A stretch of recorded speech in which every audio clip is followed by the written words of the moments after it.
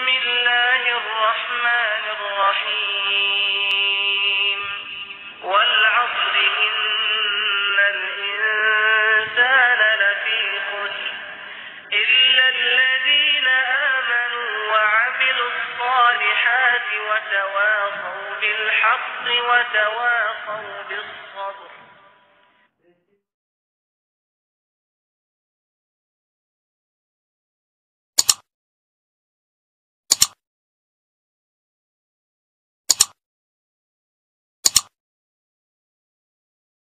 موسیٰ کی اور مررت بموسیٰ میں دیکھے موسیٰ کی حالت جری ہے، لیکن نہ تو یہاں آپ کو جر نظر آ رہا ہے، نہ آپ کو یہاں پر زبر نظر آ رہا ہے، نہ پیش نظر آ رہا ہے. اس کو کہتے ہیں اعراب تقدیری، کہ اس میں متمکن کا ایسا اعراب کہ جو اعراب آپ کو نظر نہیں آتا. اور اعراب محلی وہ اعراب ہے جو اس میں مبنی پر آتا ہے. اس کا مطلب یہ ہے کہ یہ اسم مبنی ایسی جگہ واقع ہے، اگر اس کی جگہ کوئی اس میں معرب ہوتا تو لفظاً یا تقدیراً اس پر اعراب آ جاتا. جیسے جاءنی ہؤلاء میں ہؤلاء پر اعراب محلی ہے. جی کسی کا کوئی سوال ہے تو وہ ضرور کرے، لیکن اسپیکر آن کر کے آپ بات کرتے ہیں تو مجھے بالکل پڑھا نہیں سکتا.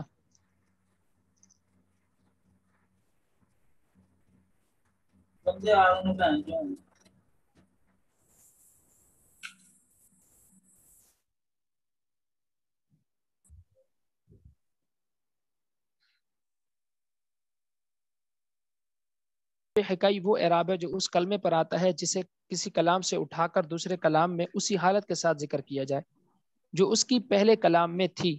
جیسے نحو زید فی قوم زید.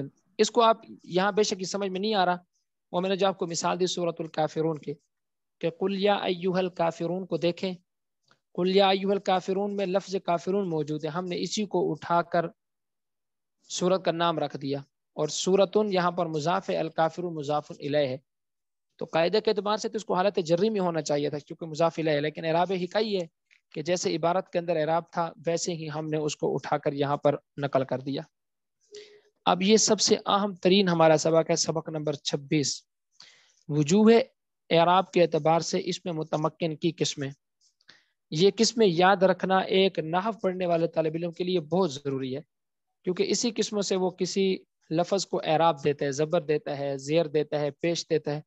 تو اس میں بتایا جائے گا کہ کون سے اسم پر زبر زیر پیش تینوں آ سکتے ہیں، کون سے اسم پر یہ تینوں نہیں آ سکتے، کون سے اسم پر واو ما قبل مضموم کے ساتھ یا ما قبل مکسور کے ساتھ یا الف ما قبل مفتوح کے ساتھ یا الف ما قبل مفتوح کے ساتھ اعراب آتا ہے یا ما قبل مفتوح کے ساتھ. تو یہ کل 16 قسمیں ہیں. اب دیکھیں اسم کی ہم نے 2 تقسیمیں کی تھی اعراب کے اعتبار سے. ایک تھی اس میں غیر متمکن، وہ تھا مبنی. اب ہے اس میں متمکن، یہ ہے معرب. اس میں غیر متمکن کی 8 قسمیں آپ نے پڑھی، اس کے علاوہ جتنی بھی اسم کی اقسام ہے اعراب کے اعتبار سے وہ ساری کی ساری اس میں متمکن ہوں گی اور وہ کل 16 بنتی ہیں.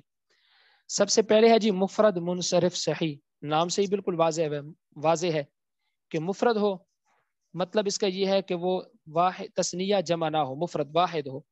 اور منصرف ہو، منصرف اور غیر منصرف کی بحث آگے آ رہی ہے. اور صحیح ہو، اور صحیح نحو کی اصطلاح میں اس کو کہا جاتا ہے کہ جس کا آخری لفظ واو اور یا نہ ہو، جس کا آخری حرف واو اور یا نہ ہو. درمیان میں اگرچہ واو یا موجود ہو، شروع میں بے شک موجود ہو، لیکن آخر میں واو اور یا نہ ہو. جیسے اس کی مثال ہے زیدن. آپ دیکھیں یہ مفرد ہے، ایک آدمی کا نام ہے. اور منصرف ہے، منصرف اور غیر منصرف کی بحث آگے آ رہی ہے، اس لیے اس کو یہاں چھیڑتے ہی نہیں. اور دیکھیں زیدن، دال اس کا آخری حرف ہے اور وہ دال ہے، واو اور یا نہیں ہے. اب درمیان میں دیکھیں یا آ رہا ہے لیکن ہم اس کو پھر بھی صحیح کہتے ہیں. ایک صرف کے اندر آپ نے صحیح پڑھا ہے، وہ یہ ہوتا ہے کہ فاعل لام میں سے کسی بھی کلمے کے مقابلے میں حروف علت میں سے کوئی حرف نہ ہو. لیکن نحو میں صرف وہ صحیح ہوتا ہے کہ جس کے آخر میں حرف علت نہ ہو، درمیان میں اگرچہ موجود ہے، جیسے زیدن کے اندر موجود ہے. اب آتے ہیں اس کے اعراب کی طرف. اس کا اعراب حالت رفع میں ضمہ کے ساتھ، یعنی اگر اس کی حالت رفع ہوگی، آگے ہم پڑھیں گے مرفوعات کتنے ہیں. اور حالت نصبی میں فتح کے ساتھ، یعنی نصب آئے گا تو آپ کو نظر آئے گا، زبر لکھا ہوا نظر آئے گا آپ کو اس کے اوپر. اور اسی طرح حالت جری میں کسرہ کے ساتھ ہوتا ہے، جیسے جاءنی زیدن رأیت زیدن مررت بزیدن. اس میں کوئی بھائی ہے جو بار بار سپیکر کھول دیتا ہے، ایڈمن بھائی. اس میں متمکن کی قسمیں، یعنی اعراب کے اعتبار سے اس میں متمکن کی 16 قسمیں ہیں. جیسے مبنی ہونے کے اعتبار سے اس میں غیر متمکن تھا، اس کی 8 قسمیں تھیں جس میں کوئی اعراب ہی نہیں آتا.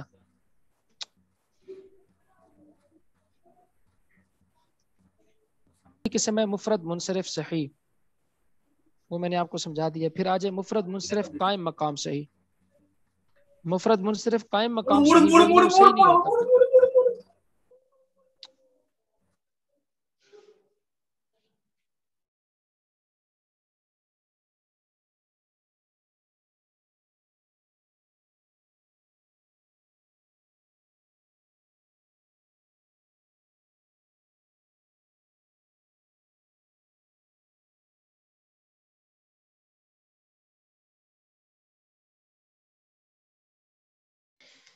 اس میں متمکن اس اسم کو کہتے ہیں جو اس میں غیر متمکن نہیں ہوتا، یعنی وہ مبنی نہیں ہوتا بلکہ وہ اعراب کو قبول کرتا ہے.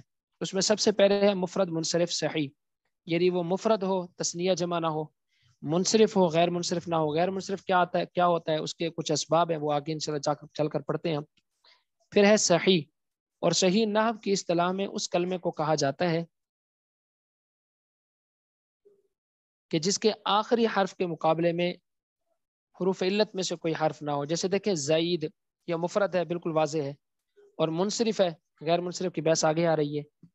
اور یہ صحیح بھی ہے کیونکہ اس کے دیکھیں آخر میں دال ہے، واو اور یا نہیں ہے. درمیان میں یہ شروع میں وہ یا آ بھی جائیں تو اس سے کوئی مسئلہ نہیں بنتا، وہ مفرد منصرف صحیح ہی کہلاتے ہیں.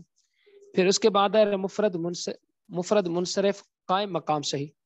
اور مفرد منصرف قائم مقام صحیح اس کو کہتے ہیں کہ مفرد بھی ہے، واحد بھی ہے،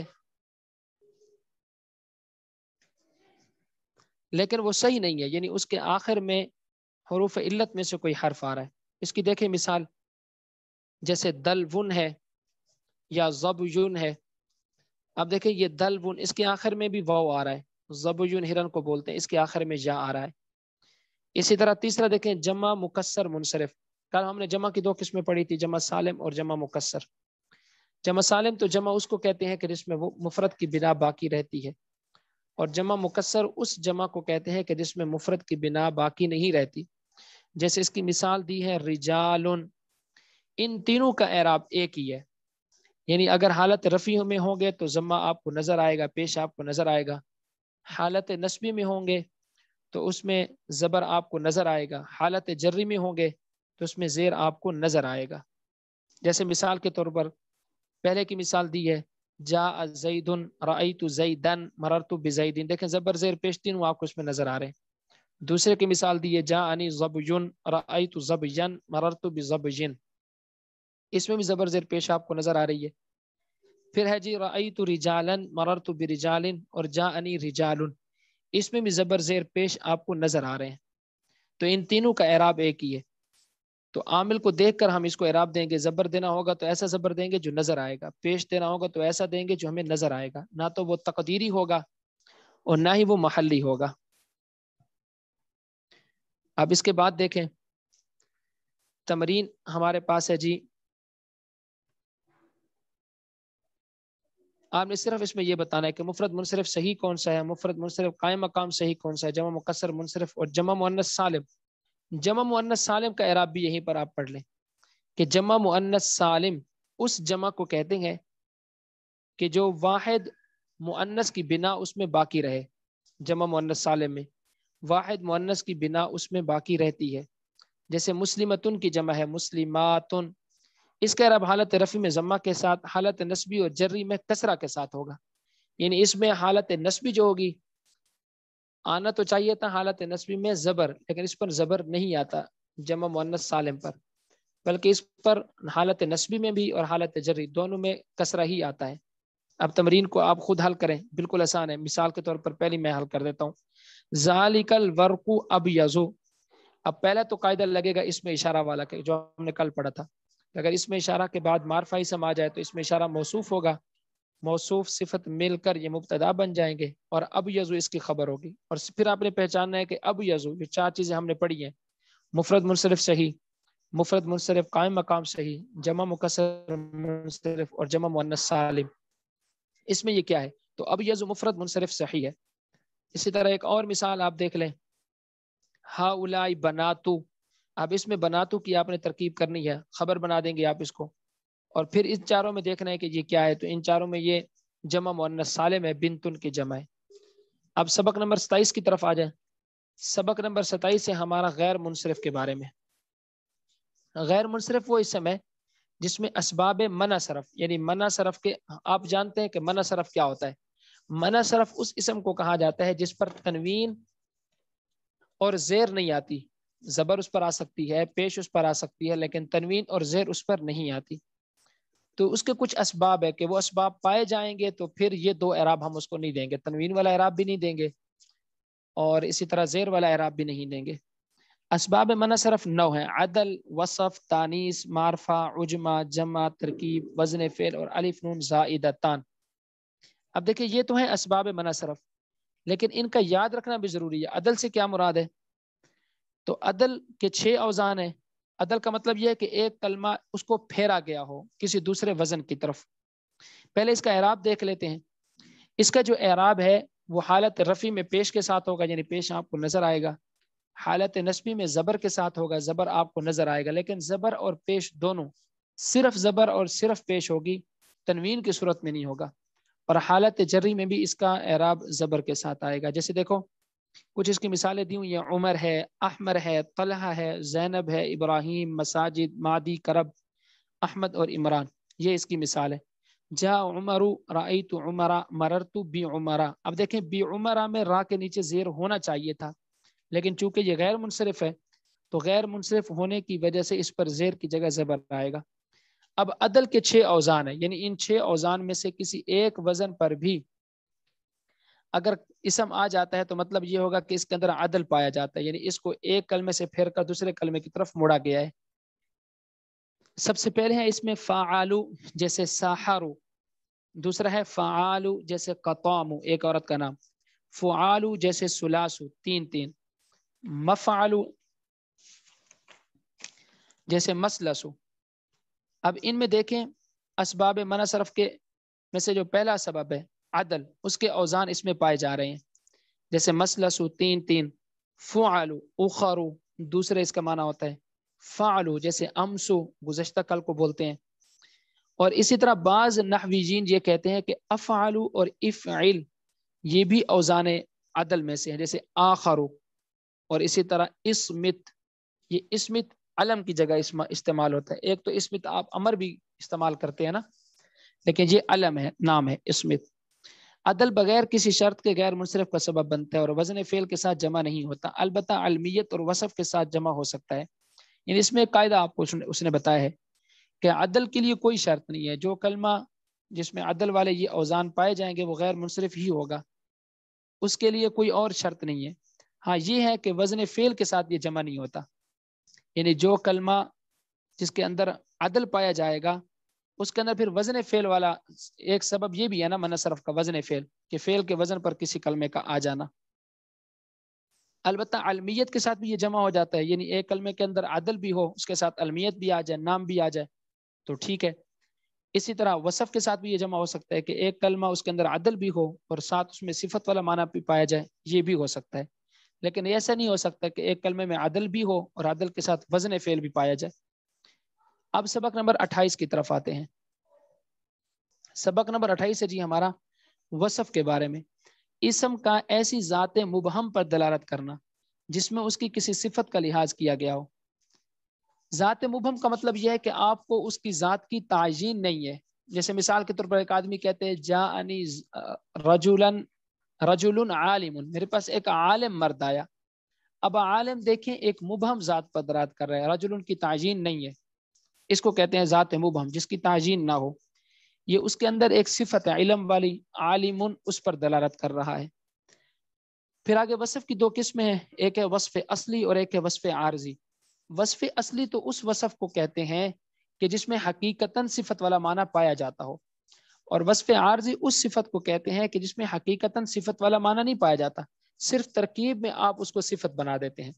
جیسے دیکھیں کل ہم نے ایک مثال پڑھی تھی ذالک الکتاب لا ریب فیہ۔ اب یہاں پر الکتاب ذات کتاب پر دلالت کر رہا ہے، لیکن یہاں پر یہ وصف عارضی بھی ہے وہ وصف عارضی کیوں ہے؟ اس لیے کہ یہاں پر ہم ذالک اسم اشارہ کو دیکھتے ہیں کہ اس کے بعد الکتاب معرفہ استعمال ہو رہا ہے، اور اس میں اشارہ کے بعد جب معرفہ استعمال ہو تو ہم اس کو ترکیب میں صفت بنا دیتے ہیں. یہ ہے وصف عارضی کا مطلب. وصف اصلی جو حقیقت میں وصف والے معنی پر دلالت کرے، اور وصف عارضی جو حقیقت وصف والے معنی پر دلالت نہیں کرتا لیکن ہم صرف ترکیب میں اس کو صفت بنا دیتے ہیں. اب آگے آ جائیں تانیث کی طرف. تانیث یہ بھی اسباب منع صرف میں سے ایک سبب ہے. اسم میں علامت تانیث لفظی یا تقدیری کا ہونا، یعنی علامت تانیث اسم میں موجود ہے تو وہ مؤنث ہے. پھر ہم نے کل پڑھا تھا ایک مؤنث حقیقی ہوتا ہے جس کے مقابلے میں مذکر موجود ہو، اور ایک مؤنث حقیقی نہیں ہوتا بلکہ عارضی ہوتا ہے، اور وہ ہوتا ہے جس کے مقابلے میں مذکر موجود نہیں ہوتا. تانیث کی پھر 4 قسمیں. تانیث بالتا کہ آخر میں تا سے مراد گولتا ہے، نظر آ رہا ہے آپ کو. اسی طرح تانیث مانوی یعنی معنی کے اعتبار سے وہ مؤنث ہے، جیسے عام طور پہ عورتوں کے نام ہوتے ہیں وہ معنی کے اعتبار سے مؤنث ہوتے ہیں. یہ اسی طرح عورتوں کے جو اوصاف ہوتے ہیں، جو خاص ان کے اوصاف ہیں، عورتوں ہی کے اندر پائے جاتے ہیں، مردوں کے اندر نہیں پائے جاتے، وہ بھی مؤنث مانوی ہوتے ہیں. اسی طرح تالیف بھی الف مقصورہ ہے. تانیث بھی الف مقصورہ اس کو کہتے ہیں، میں نے کل آپ کو بتایا تھا کہ جس کے آخر میں کھڑا زبر ہو. عام طور پر اس کے آخر میں یا ہوتا ہے، اس کے اوپر کھڑا زبر لکھا جاتا ہے. اور تانیث بھی الف ممدودہ، اور تانیث بھی الف ممدودہ اس کو کہتے ہیں کہ آخر میں الف ہے اور الف کے بعد حمزہ آ رہا ہے، تو اس کو کہتے ہیں کہ یہاں پر یہ تانیث ہے بالممدودہ ہے، بھی الف ممدودہ، کہ اس کے آخر میں جو الف ہے اس پر مد کیا جائے گا. بہرحال یہ جو 4 قسمیں آپ نے پڑھی ہیں، چاہے وہ تالیف بھی الف مقصورہ ہو، بھی الف ممدودہ ہو، تانیث بالتا ہو، تانیث مانوی ہو، یہ چاروں کی چاروں قسمیں بنتی اسباب منع صرف میں سے ایک سبب ہے. تو 2 سبب جب پائے جائیں تو اس وقت اسباب منع صرف کے 2 سبب کا ہونا ضروری ہے کسی اسم کے اندر بھی. تو پھر اس پر نہ تو زیر آئے گی اور نہ ہی اس پر تنوین آئے گی. اب سبق نمبر 29 کی طرف آئیں. اس میں عجمہ کی بحث ہے. بالکل آسان ہے کہ ایک ایسا لفظ ہے جو کلام عرب میں استعمال نہیں ہوتا بلکہ کسی اور زبان میں استعمال ہوتا ہے، لیکن آپ اس میں تھوڑی سی تبدیلی کر کے، بالکل تھوڑی سی تبدیلی کر کے اس کو عربی لفظ بنا دیتے ہیں. جب آپ اس کو عربی لفظ بناتے ہیں اس کو تھوڑی سی تبدیلی کر کے، تو وہ بھی ایسا سبب ہے کہ اگر اس کے ساتھ کوئی اور سبب جمع ہو جائے، تانیث جمع ہو جائے، علم جمع ہو جائے، یا اور بھی جو اسباب ہم نے پڑھنے ہیں 9 اسباب ہیں، ان میں سے کوئی ایک سبب اور جمع ہو جائے، تو پھر یہ عجمہ اور دوسرا سبب مل کر یہ اسباب منع صرف دونوں پورے ہو جائیں گے، تو اس پر بھی زیر اور تنوین نہیں آئے گی. اب اس کی مثالیں دی ہیں جیسے ابراہیم. اب ابراہیم یہ عربی زبان کا لفظ نہیں ہے، کیونکہ عربی زبان شروع ہو رہی ہے حضرت اسماعیل علیہ الصلوۃ والسلام سے، اور ابراہیم حضرت اسماعیل علیہ الصلوۃ والسلام کے والد محترم کا نام ہے. لیکن ابراہیم قرآن مجید میں آپ دیکھتے ہیں بار بار استعمال ہوتا ہے. تو ابراہیم یہ عجمہ ہے، یعنی اجمی لفظ ہے، ہم اس کو عربی بنا دیتے ہیں. اسی طرح اجمی میں دیکھیں یہ ابراہیم استعمال ہی نہیں ہوتا. آپ اگر تورات، زبور، انجیل کا مطالعہ کریں تو وہاں ابراہیم کی جگہ ابراہام استعمال کیا جاتا ہے. بہرحال دیکھیں اس میں ایک چیز اور دیکھ لیں، اجمی زبان میں علم ہو جیسے اسماعیل اور قالون، یہ دونوں عربی زبان میں علم استعمال ہوتے ہیں. غیر منصرف کا سبب بننے کے لیے اس میں 2 شرطیں ہیں. پہلی شرط تو یہ ہے کہ عجمی زبان میں یہ علم ہو، نام کے طور پر یہ استعمال ہوتا ہو عجمی زبان میں. اور دوسری شرط یہ کہ 2 باتوں میں سے ایک بات ہو، یا تو اس میں 3 حروف سے زائد ہوں، جیسے ابراہیم یہ 3 حروف سے زائد ہے، یا 3 حروفوں اور درمیانی حرف متحرک ہو، جیسے شاتارو. اب دیکھیں لفظ نوح ہے، نوح. اب اس کو دیکھیں، نوح علم تو ہے لیکن اس کے بعد ہم دیکھتے ہیں کہ یہ 3 حرفوں سے زائد نہیں ہے بلکہ 3 حرفی ہے، اور 3 حرفی بھی ایسا ہے کہ اس کے درمیان والا حرف واو ساکن ہے. تو اگرچہ یہ عجمی نام ہے، علم کے طور پر بھی استعمال ہوتا ہے، لیکن یہ غیر منصرف نہیں ہوگا، کیونکہ عجمہ کے لیے غیر منصرف کا سبب بننے کے لیے شرط یہ ہے کہ ایک تو وہ علم ہو، ٹھیک ہے یہ علم تو ہے، لیکن دوسری شرط یہ ہے کہ وہ 3 حرفوں سے زائد ہو. یہ 3 حرفوں سے زائد نہیں ہے، اور اگر 3 حرفوں سے زائد نہیں ہے بلکہ 3 حرفی ہے تو درمیان والے حرف کا ساکن ہونا، متحرک ہونا ضروری ہے، اور یہاں نوح کے اندر دیکھیں یہ ساکن ہے، لہذا نوح یہ غیر منصرف استعمال نہیں ہوگا بلکہ منصرف استعمال ہوگا. اسی طرح قرآن مجید میں استعمال ہوا وَلَقَدْ أَرْسَلْنَا نُوحًا تنوین کے ساتھ. کیوں؟ اس لیے کہ آپ دیکھیں اجمی ضرور ہے لیکن اس کے اندر غیر منصرف کا سبب بننے کے لیے دونوں جو شرطیں ہیں وہ پوری نہیں پائی جاتی. اس کے بعد آ جائیں آپ جمع کی طرف. جمع اسم کا اپنے واحد میں لفظی یا تقدیری تغیر کی وجہ سے دو سے زیادہ پر دلالت کرنا، یعنی بس آپ آسان سے کر لیں کہ جمع وہ ہے جو دو سے زیادہ پر دلالت کرے۔ جمع کے غیر منصرف بننے کے لیے بھی دو شرطیں ہیں، جیسے عجمہ کے غیر منصرف بننے کے لیے دو شرطیں تھی۔ نمبر ایک، جمع منتہل جموع ہو، اور آپ جانتے ہیں کہ جمع منتہل جموع اس کو کہا جاتا ہے کہ جو سب سے بڑی جمع ہو لفظوں کے اعتبار سے، اس کے بعد پھر اور کوئی جمع نہیں بن سکتی۔ وہ اچھا پھر اس کی تعریف بھی کر دی یہاں پر، وہ جمع تکسیر ہے جس میں الف جمع کے بعد دو حرفوں یا تین حرفوں، یعنی یہ پہچان ہے جمع منتہل جموع کو ہم پہچانیں گے کیسے؟ بالکل آسان ہے اس کی پہچان، کہ اس کی تیسری جگہ پر الف ہوگا اور تیسری کے بعد دو حرف موجود ہوں گے، جیسے مساجدو، اب دیکھیں مسجد کی جمع ہے، اس کی تیسری جگہ پر الف موجود ہے، بالکل آپ دیکھ رہے ہیں میم سین دو حرف ہو گئے، الف تیسری جگہ پر موجود ہے، اور تیسرے حرف کے بعد دو حرف اور موجود ہیں، جیم اور دال، دو ہونے چاہیے یا پھر تین ہونے چاہیے، جیسے دیکھیں مصابیح و مصباح کی جمع ہے، تیسرا حرف اس میں الف ہے، اور با یا ہا یہ تین حرف اور آ گئے۔ تو جمع منتہل جموع کو پہچاننے کا بالکل آسان طریقہ ہے کہ تیسرے مقام پر الف ہوگا اور الف کے بعد دو حرف ہوں گے یا تین حرف ہوں گے۔ تو غیر منصرف کا سبب بننے کے لیے اس میں پہلی شرط یہ ہے کہ وہ جمع منتہل جموع ہو، اور دوسری شرط یہ ہے کہ اس کے آخر میں تا بشکل ہا نہ ہو، یعنی ہم تا بشکل ہا کا مطلب ہوتا ہے گول تا، یعنی اس کے آخر میں گول تا نہ ہو۔ اگر اس کے آخر میں گول تا ہے تو پھر وہ غیر منصرف نہیں ہوگا بلکہ منصرف ہی ہوگا۔ اس کی مثال دیکھیں، جیسے سیاقلتن، اب سیاقلتن کو آپ دیکھتے ہیں کہ تیسری جگہ پر الف موجود ہے، جو یہ پتہ دیتا ہے کہ واقعی یہ ہے تو جمع منتہل جموع، کیونکہ اس کے بعد تین حرف اور آ رہے ہیں، قاف لام اور تا، لیکن جو اس کا تیسرا حرف ہے وہ تا بشکل ہا ہے۔ تا بشکل ہا کا مطلب میں نے آپ کو سمجھا دیا، بالکل آسان ہے، گول تا کو کہتے ہیں تا بشکل ہا، جو حالت وقف میں ہا سے بدل جاتی ہے۔ اس کے بعد آتے ہیں ہم وزن فعل کی طرف۔ وزن فعل یعنی کسی اسم کا فعل کے وزن پر آ جانا، جیسے مثال کے طور پر افعل فعل کا وزن ہے، احمد اس کے وزن پر آ رہا ہے احمد۔ اب دیکھیں افعل احمد دونوں کا وزن ایک ہی ہے، جب دونوں کا وزن ایک ہے تو ہم اس کو کہہ سکتے ہیں کہ یہ وزن فعل پر ہے۔ تو یہ کچھ اسباب منع صرف تھے جو ہم نے پڑھے، کسی طالب علم کا کوئی سوال ہو تو وہ بتا سکتا ہے آج کے سبق میں۔ الف نون زائدتان، اس الف اور نون کو کہا جاتا ہے جو فا عین لام کے مقابلے میں نہ آئے، بلکہ فا عین لام پہلے ہوں پھر اس کے بعد جی آ جائے، تو اس کو بولتے ہیں الف نون زائدتان۔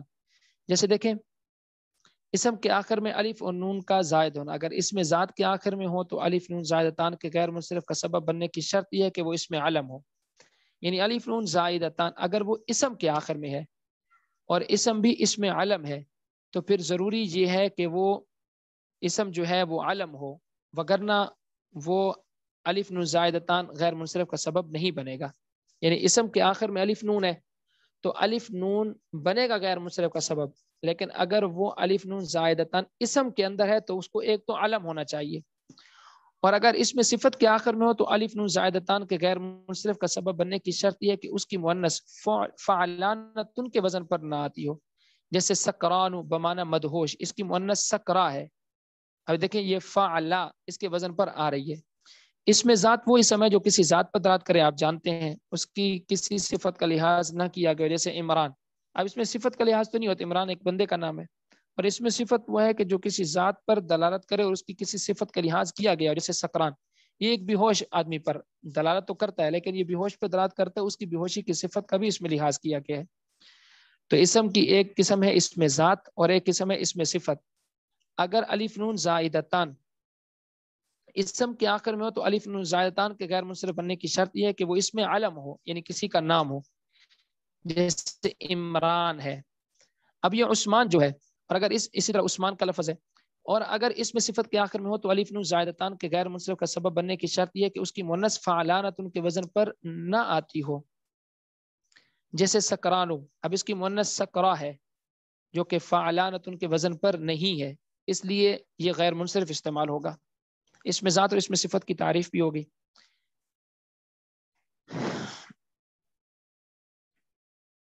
جی کسی کا کوئی سوال ہو تو وہ کر سکتے ہیں، نہیں تو پھر سبق کو آگے چلاتے ہیں۔ اسماء ستہ مکبرہ کے بارے میں، اسماء ستہ مکبرہ وہ 6 اسم ہیں جو حالت تصغیر میں نہ ہو، یعنی ان کی تصغیر آتی ہے لیکن وہ حالت تصغیر میں ہے نہیں، تثنیہ اور جمع بھی نہ ہو، اور جائے متکلم کے علاوہ کی طرف مضاف ہو، یعنی جائے متکلم کی طرف بھی مضاف نہ ہو۔ اب دیکھیں اس میں 3 شرطیں پائی گئی اسماء ستہ مکبرہ کے اندر، کہ وہ 6 اسم جو حالت تصغیر میں نہ ہو بلکہ حالت تکبیر میں ہو، مکبرہ ہو وہ، اور وہ تثنیہ اور جمع بھی نہ ہو بلکہ مفرد استعمال ہو رہے ہو، اور وہ یا متکلم کی طرف مضاف ہوں، کسی اور اسم کی طرف مضاف نہ ہو رہے ہوں۔ جیسے اس میں یہ 6 اسماء یہ ہیں، ابن ہے باپ کو بولتے ہیں، اخن ہے بھائی کو بولتے ہیں، حمون ہے دیور کو بولتے ہیں، حنون ہے شرمگاہ کو بولتے ہیں، فمن ہے منہ کو بولتے ہیں، اور زو مالن میں زو مال والے کو بولتے ہیں، زو مالن۔ ان کا اعراب حالت رفع میں واو کے ساتھ، حالت نصبی میں الف کے ساتھ، اور حالت جری میں یا کے ساتھ ہوگا۔ جیسے جاءنی ابو کا، اب دیکھیں ابو کا یہاں پر ابن ہے نا، تو ابو کا دیکھیں یہ سب سے پہلے تو واحد تثنیہ جمع نہیں ہے بلکہ واحد استعمال ہوا ہے، اور یہاں پر یہ تصغیر بھی اس کی استعمال نہیں ہوئی، کیونکہ ابن کی تصغیر آتی ہے ابی بن، چھوٹے سے ابا جان، تو یہ اس کے وزن پر بھی نہیں ہے۔ اور اسی طرح دیکھیں یہ یا متکلم کی طرف مضاف ہو، ابو کا، یہ تھوڑی سی اس میں غلطی لکھی ہوئی ہے کہ یا متکلم کی طرف یہ مضاف نہ ہو، یہاں پر لکھا ہوا ہے یا متکلم کی طرف مضاف ہو، اس کو آپ دیکھ لیں، یہ تھوڑی سی اس میں غلطی لکھی ہوئی ہے۔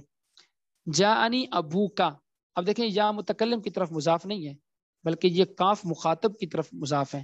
اسی طرح رأیت ابا کا، مررت بابی کا، تو اس کا جو اعراب ہے حالت رفعی میں وہ ما قبل ضمہ کے ساتھ، حالت نصبی میں الف ما قبل فتح کے ساتھ، اور حالت جری میں یا ما قبل کسرہ کے ساتھ ہے۔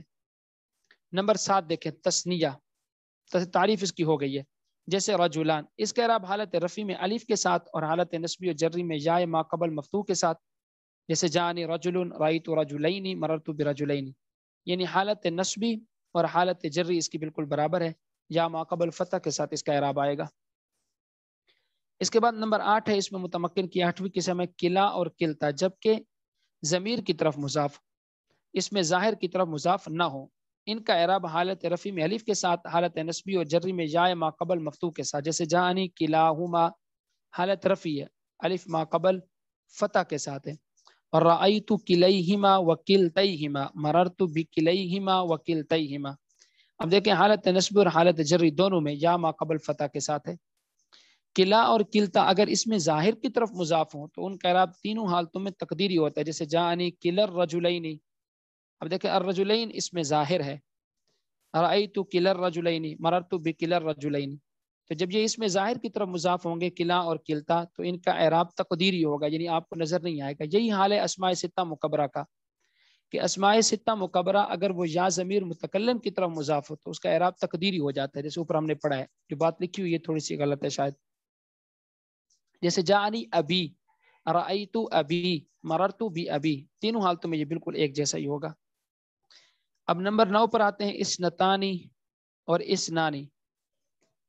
ہم نے پڑھا تھا کہ 11 سے لے کر 19 تک ساری کی ساری گنتی مبنی ہے سوائے اسنتا اور اسنا کے، کہ یہ مورب استعمال ہوتے ہیں، اس لیے اس کو یہاں پر ذکر کیا۔ ان کا اعراب حالت رفعی میں الف کے ساتھ ہے اور حالت نصبی اور جری میں یا ما قبل مفتوح کے ساتھ ہے۔ جیسے دیکھیں جاءنی اسنانی و اسنتانی، حالت رفعی ہے اس کی، الف ما قبل فتح کے ساتھ ہے۔ اور اس طرح کریں رأیت اسنین و اسنتین، مررت باسنتین و اسنین، اب یہ دونوں حالت نصبی اور جری ہیں تو ان کی حالت نصبی اور جری بالکل ایک جیسی ہے۔ اب تمرین میں آئے، پہلی تمرین ہم حل کرتے ہیں۔ آدم ابونا، اب دیکھیں لفظ اب ہے اور یہ یا ضمیر متکلم کی طرف مضاف نہیں ہے بلکہ نا ضمیر جمع متکلم کی طرف یہ مضاف ہے، تو اس کا اعراب حالت رفعی کے اندر ہے۔ یہاں پر حالت رفعی اس کی آتی ہے واو ما قبل ضمہ کے ساتھ۔ تو باقی تمرین آپ خود حل کر لیں۔ جی کسی طالب علم کا کوئی سوال ہو؟